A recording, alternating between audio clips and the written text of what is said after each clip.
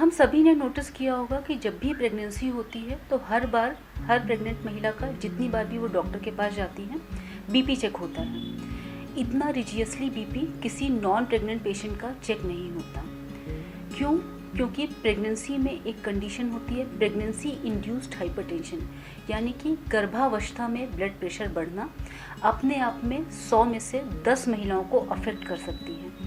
और अनफॉर्चुनेटली इसके कोई लक्षण नहीं होते। जब लक्षण डेवलप होते हैं तब ऑलरेडी बहुत लेट हो चुका होता है।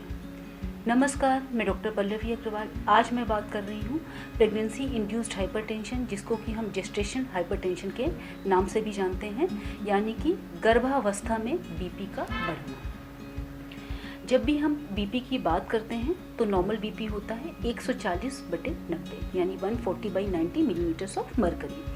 इससे अगर ज़्यादा बीपी है तो इसको हम ज़्यादा बीपी मानते हैं। लेकिन जब भी आपका बीपी ज़्यादा आ रहा है तो सिंगल रिकॉर्ड, यानी कि एक बीपी के रिकॉर्ड को हम ज़्यादा नहीं मानते। कम से कम 2 बीपी के रिकॉर्ड ज़्यादा होने चाहिए, जो कि 6 घंटे के अंतराल पे होने चाहिए। मान लीजिए कि सुबह 10 बजे आप डॉक्टर से मिले और बीपी आपका 140/90 आया, तो डॉक्टर आपको या तो इवनिंग में बीपी ले या फिर दोबारा बीपी के लिए वापस बुलाए। और अगर वापस से बीपी ज़्यादा आता है तब हम लेबल करते हैं कि आपको जेस्टेशन हाइपरटेंशन या फिर PIH है। आपको PIH हुआ, ये कई तरह का हो सकता है, माइल्ड, मॉडरेट, सीवियर, यानी कि कम, थोड़ा ज़्यादा और बहुत ज़्यादा।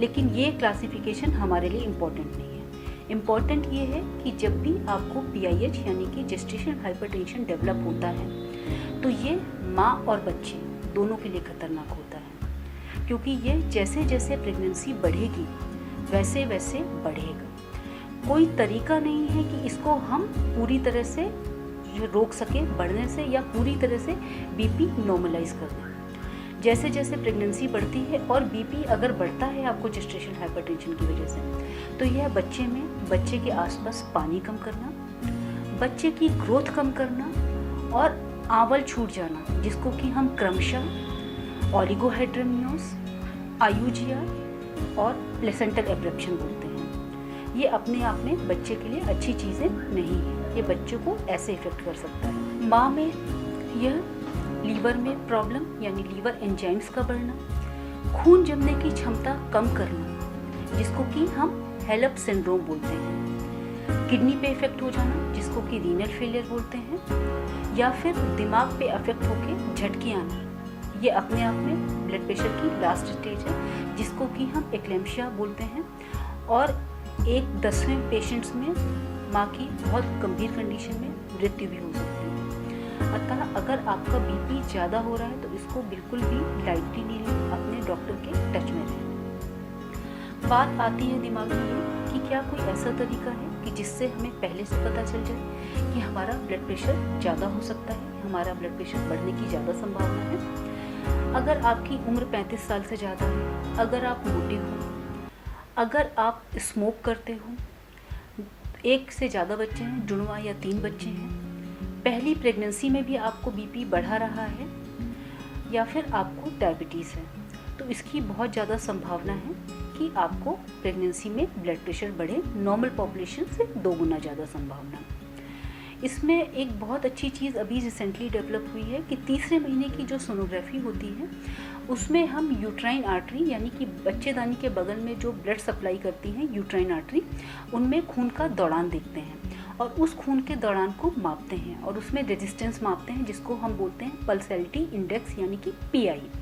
अगर ये एक रेफरेंस लिमिट से ज़्यादा है, जो कि 2 होती है मोस्ट ऑफ द केसेस में, और इसमें नॉच एब्सेंट है, तो इस चीज़ की संभावना रहती है कि आपको आगे चल के ब्लड प्रेशर डेवलप हो, हाई ब्लड प्रेशर डेवलप हो। और यह सोनोग्राफी यूजुअली तीसरे महीने में की जाती है। अगर ऐसा दिखाई दे रहा है तो इकोस्प्रिन नाम की एक गोली शुरू की जाती है। कई केसेस में ये इफ़ेक्टिव होती है। ऐसा नहीं है कि ये पूरी तरह से ब्लड प्रेशर बढ़ना रोक देगी, लेकिन कुछ केसेस में ये उस डिग्री को कम कर देती है।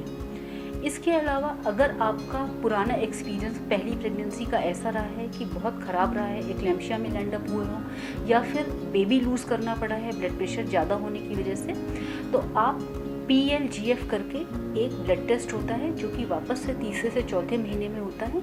इसके लिए भी जा सकते हो। यह एक प्रेडिक्शन होता है जो आपको बताता है कि आपकी प्रेगनेंसी में आगे चल के ब्लड प्रेशर बढ़ने की क्या संभावनाएं हैं। बात ये भी आती है कि ब्लड प्रेशर बढ़ना कब शुरू होता है।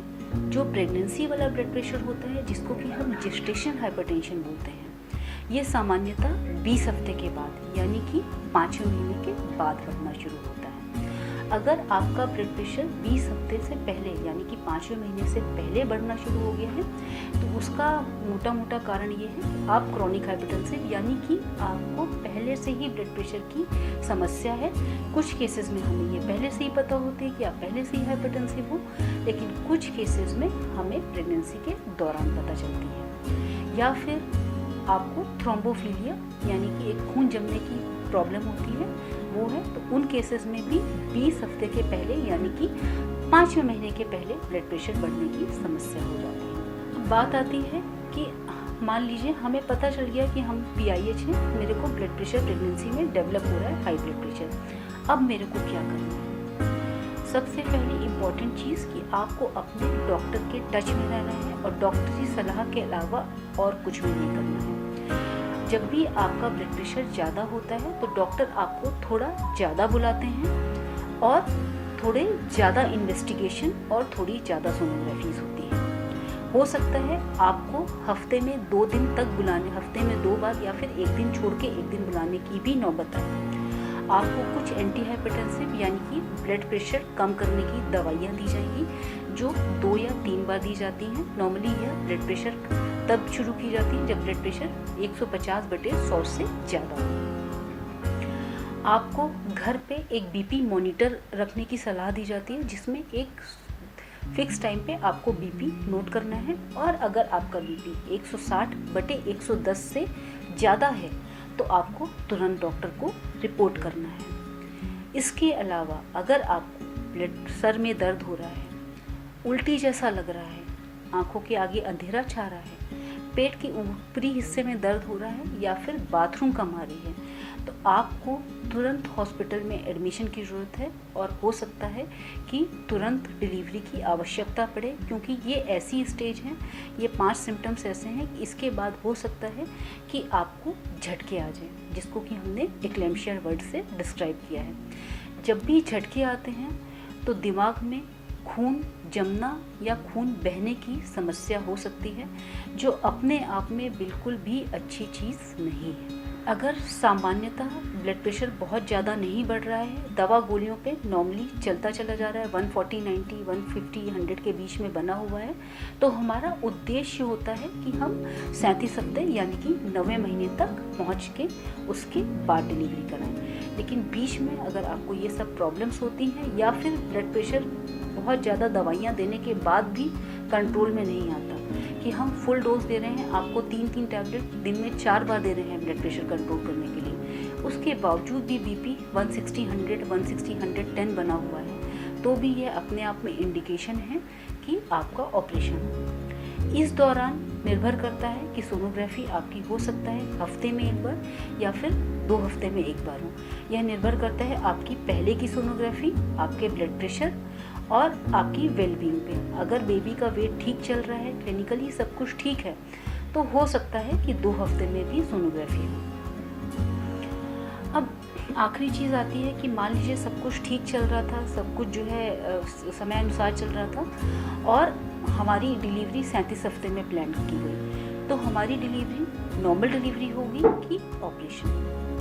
ये काफ़ी कुछ निर्भर करता है आपकी सर्वाइकल फाइंडिंग, यानी कि आपकी बच्चेदानी की मुंह की स्थिति क्या है, बच्चे का वेट कितना है, बच्चे में कोई कॉम्प्रोमाइज़ तो नहीं है, यानी कि बच्चे में खून की दौरान में कोई कमी तो नहीं है। अगर सारी चीज़ें ठीक हैं तो आपको नॉर्मल डिलीवरी का ट्रायल दिया जा सकता है। लेकिन अगर आपको एक्लेम्शिया हुआ है, झटके आए हैं या बेबी की ग्रोथ बहुत कम हो रही है, बेबी का ब्लड फ्लो कॉम्प्रोमाइज़ है, तो अपने आप में ये स्थिति ऑपरेशन की बनती है कि ऑपरेशन से डिलीवरी हो। जब भी ऑपरेशन के बाद जब भी आपकी डिलीवरी होती है तो ये सारी प्रॉब्लम जो भी ब्लड प्रेशर बढ़ने की है, यह प्लेसेंटा से रिलेटेड है। जो हमने आपसे ब्लड टेस्ट की भी बात की, PLGF यानी प्लेसेंटल ग्रोथ फैक्टर की, यह भी यही नापता है कि कम तो नहीं हो रहा है ये ग्रोथ फैक्टर, जिसकी वजह से आगे चल के ब्लड प्रेशर बढ़ने की संभावना हो। तो प्लेसेंटा अपने आप में माना जाता है कि प्लेसेंटा की वजह से ही बीपी ज़्यादा बढ़ता है। प्लेसेंटा जिसको कि हम आवल के नाम से जानते हैं। तो जब भी डिलीवरी हो जाती है आपकी, तो बीपी धीरे धीरे करके कम होना शुरू होता है। ऐसा नहीं कि आपकी आज डिलीवरी हुई और कल बीपी बिल्कुल नॉर्मल हो जाएगा। कई बार बीपी पूरी तरह से नॉर्मल होने में 12 हफ्ते का समय भी लग सकता है। अगर 12 हफ्ते बाद यानी कि 3 महीने बाद भी आपका बीपी नॉर्मल नहीं हुआ है, तो फिर हो सकता है कि आप क्रॉनिक हाइपरटेंशन यानी कि आपका ब्लड प्रेशर थ्रू आउट ही बढ़ा रहे। आपकी प्रेगनेंसी के दौरान जो भी सूजन वगैरह है वो 7 से 10 दिन में यूजुअली चली जाती है और सारे ब्लड टेस्ट यूजुअली नॉर्मल हो जाते हैं। लेकिन जब भी आपको प्रेगनेंसी में ब्लड प्रेशर बढ़ा है, आपको PIH हुआ है, प्री एक्लेम्शिया हुआ है या एक्लेम्शिया हुआ है, तो अगली प्रेगनेंसी में आप नॉर्मल पॉपुलेशन के मुकाबले में ज़्यादा रिस्क पर हो कि आपको ब्लड प्रेशर हो। और आगे चल के लेटर इन द लाइफ 40, 45 या 50 साल की उम्र में भी ये संभावना रहेगी आपके इसमें कि आपको ब्लड प्रेशर डेवलप हो। Thank you. ये PIH संबंधित मेरी सारी जानकारी। इससे संबंधित आपको कुछ भी पूछना हो तो मेरे को कमेंट बॉक्स पर शेयर करें और मेरे चैनल को सब्सक्राइब करें। Thank you.